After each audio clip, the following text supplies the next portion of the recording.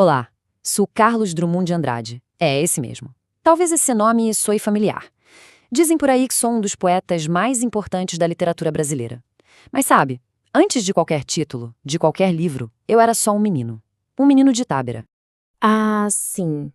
Tinha uma pedra no meio do caminho. Muita gente me conhece por esse verso, não é?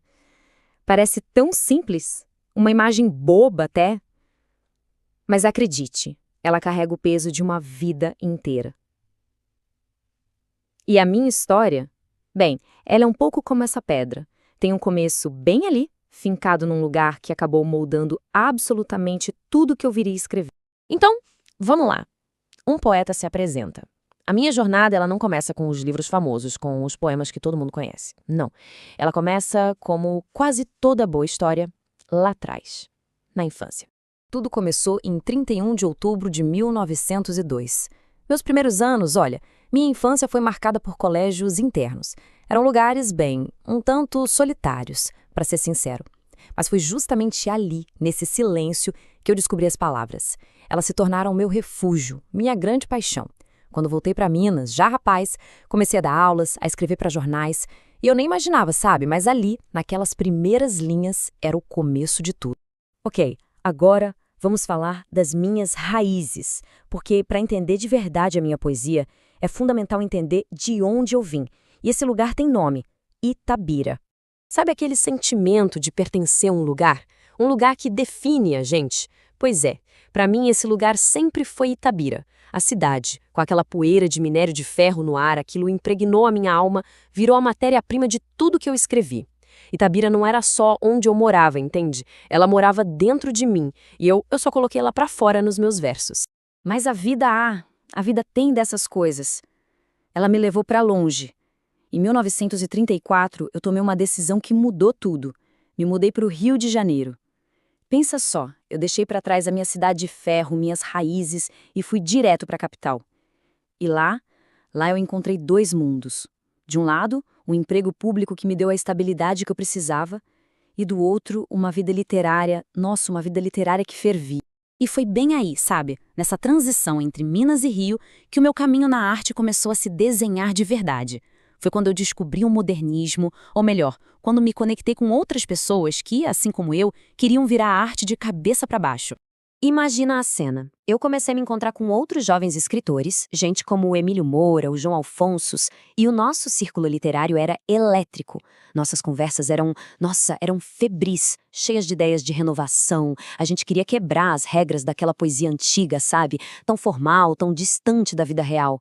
A gente estava mergulhado de cabeça no modernismo. O objetivo? Encontrar uma linguagem que fosse nossa, brasileira de verdade, e revolucionar a arte. Então, lá no Rio, eu tinha meio que uma vida dupla. De dia, eu era o Carlos, funcionário público lá no Ministério da Educação, um trabalho certinho que pagava as contas. Mas quando o expediente acabava, aí eu virava o Drummond, o poeta. E em cada momento livre eu escrevia. Essa rotina me deu a base, a estabilidade que eu precisava para fazer o que eu realmente amava. E foi assim, escrevendo sem parar, que a minha obra começou a ganhar corpo. A poesia que marcou. Vamos dar uma olhada em como essa jornada se desenrolou nos meus livros mais importantes? Minha jornada poética, dá para ver ela em etapas, sabe? O primeiro passo foi alguma poesia, lá em 1930. É nesse que está o famoso Poema da Pedra. Depois a coisa amadureceu. Veio O Sentimento do Mundo e A Rosa do Povo, que são livros bem mais ligados nas questões sociais. E mais tarde, com Claro Enigma, eu já estava mergulhando em reflexões mais filosóficas. Cada livro é um pedaço de mim, uma fase da minha vida. Olha, Sentimento do Mundo foi um divisor de águas para mim. Ali a minha poesia mudou. O foco saiu do eu e foi para o coletivo. A gente tem que lembrar, o mundo estava em guerra. E eu sentia o peso disso. O sofrimento das pessoas era impossível ignorar. Meus poemas viraram um tipo de chamado, sabe? Um pedido de solidariedade, uma tentativa de sentir e entender a dor do outro. E essa preocupação com o social ficou ainda mais forte em A Rosa do Povo. Pensa no contexto. O livro nasceu bem no finalzinho da Segunda Guerra e da ditadura do Estado Novo aqui no Brasil. Era um tempo de muita incerteza, mas também de muita esperança. Por isso, ele é um dos meus livros mais políticos, sim, mas sem nunca deixar o lado humano de fora. Eu falava da sociedade, do indivíduo tentando se achar no meio do caos e, claro, falava de amor.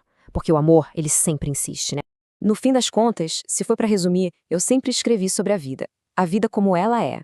Coisas simples, sabe? A família, essa passagem do tempo que não perdoa ninguém, as pequenas alegrias, as tristezas que a gente não consegue evitar e, claro, as grandes questões políticas que afetam todo mundo. O meu desejo era esse, que a minha poesia fosse um espelho do mundo.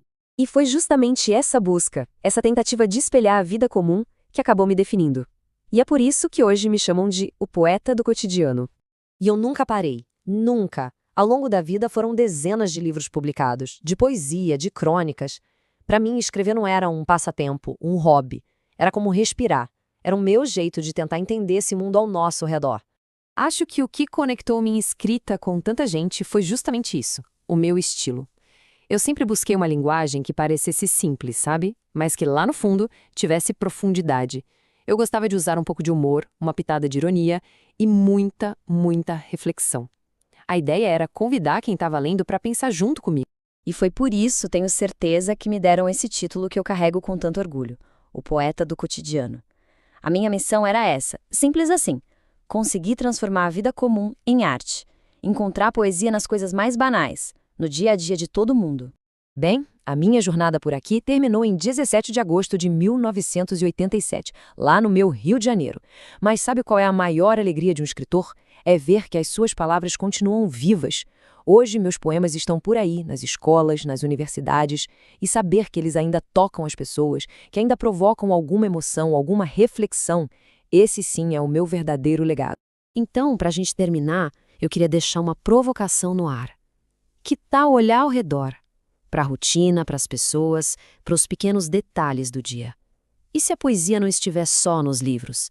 E se ela estiver bem aqui, agora mesmo, nas coisas mais simples que formam a vida de cada um?